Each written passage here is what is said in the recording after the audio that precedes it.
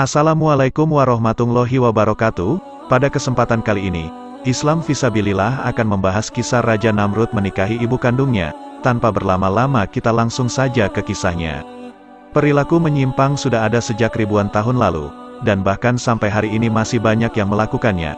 Tidak heran saudara yang masih satu kandungan saling mencintai dan berhubungan fisik. Inilah kisah Raja Namrud menikahi ibu kandungnya sendiri, seorang pemimpin keturunan kelima dari Nabi Nuh, namanya dikenal sebagai Namrud bin Kan'an bin Kus bin Ham bin Nuh, seorang raja yang populer di peradaban dunia sekitar tahun 2275 hingga 1943 sebelum Masehi. Negara bekas pemerintahannya kini disebut Irak. Ayah Namrud adalah Hus, yaitu cucu Nabi Nuh, sedangkan ibunya adalah Semiramis. Ibunya pada usia remaja telah menikah dengan ayahnya. Konon sehari setelah berhubungan kelamin dengan Semiramis, ayahnya meninggal dunia. Oleh karena itu saat Namrud lahir ia tidak mempunyai ayah. Ibunya adalah seorang wanita yang cantik dan bijaksana. Setelah ia lahir konon dia tidak pernah disentuh oleh manusia dan Namrud dianggap anak yang suci. Ini telah menambah keyakinan Namrud bahwa ia adalah anak Tuhan. Raja Namrud telah dianugerahi dengan daya intelektual yang tinggi dan menjadi ahli dalam berbagai bidang, seperti seni desain, matematika, dan ilmu falak. Dia telah menemukan sistem seksagesimal yang membagi lingkaran ke 360 derajat, 1 jam ke 60 menit dan 1 menit ke 60 detik. Selain itu dia menetapkan bahwa satu hari dibagi menjadi 24 jam, setiap jam ke 60 menit dan 1 menit ke 60 detik. Menurut dia hari dimulai pada waktu tengah malam dan bukannya pada waktu matahari terbenam seperti yang dipercaya oleh kaum sebelumnya.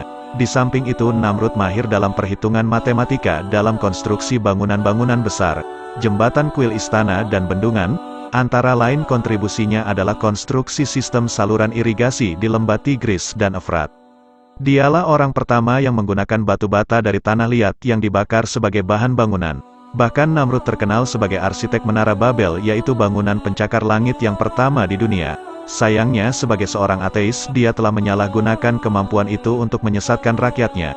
Antara lain menggunakan ilmu falak untuk menciptakan berbagai sistem meramal nasib, seperti horoskop dan meramal nasib palmistri.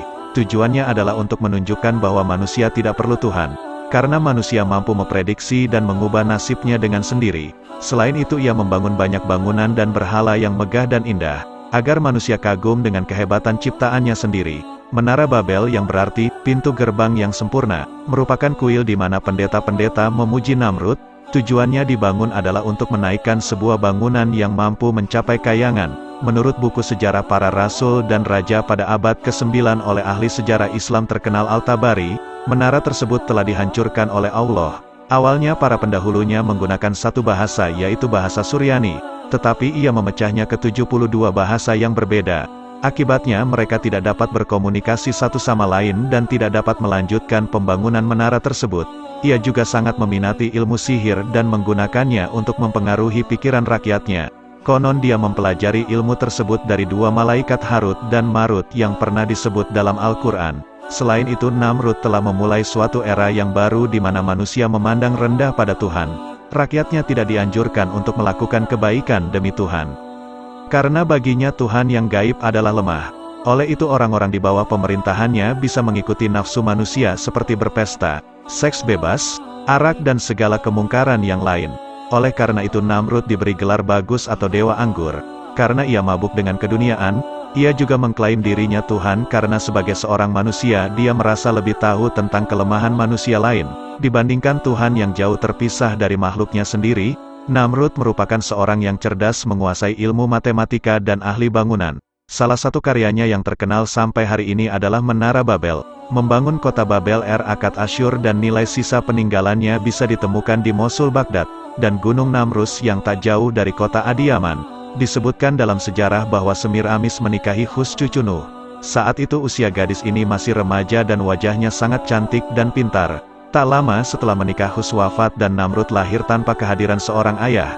Tetapi menurut pengakuan Semiramis ini dia melahirkan Namrud tanpa ayah, dan menganggap dirinya suci tanpa pernah disentuh pria, sehingga menganggap anaknya Namrud sebagai anak yang suci yang lahir dari seorang perawan. Setelah Namrud menginjak usia dewasa, Semiramis sering tampak cemburu ketika gadis-gadis mendekati anaknya hingga pada suatu ketika dia menikah dengan anak kandungnya sendiri. Kisah ini kemudian menjadi menarik, Namrud yang dianggap sebagai Tuhan disalibkan dengan domba, dan ditempatkan dalam sebuah gua. 3 hari kemudian, batu yang menutupi terguling dan pintu masuk gua tampak terbuka. Dikatakan bahwa jasad Namrud telah menghilang. Peradaban mulai mengagungkan namanya menjadi Osiris, Isis dan Horus, sebagai bentuk dewa yang disembah dan dipuja pengikutnya. Orang-orang Babilonia kemudian mengadakan upacara musim semi untuk memperingati kematian dan kebangkitan setelah 3 hari kepergian Namrud. Mereka menawarkan roti bertuliskan lambang salib surya. Semiramis, ibu sekaligus istrinya, menyebarkan ajaran bahwa roh Namrud tetap hidup selamanya. Untuk mengingatkannya, sebuah pohon evergreen atau cemara ditafsirkan sebagai bukti kehidupan baru bagi Namrud. Untuk mengenang hari kelahirannya, Namrud akan hadir di pohon ini dan meninggalkan bingkisan yang digantungkan di ranting-rantingnya. Penganut agama pagan kuno, pohon cemara adalah lambang kesuburan penting untuk upacara. Peradaban kuno percaya bahwa dengan mendekorasi rumah dan kuil dengan tanaman hijau dapat membantu membawa cahaya matahari yang berkurang di akhir tahun. Wallahu a'lam bishawab. Alhamdulillah saudara seiman, semoga kisah ini dapat menambah ilmu dan menambah ketakwaan kita kepada Allah Subhanahu wa Ta'ala. Assalamualaikum warahmatullahi wabarakatuh.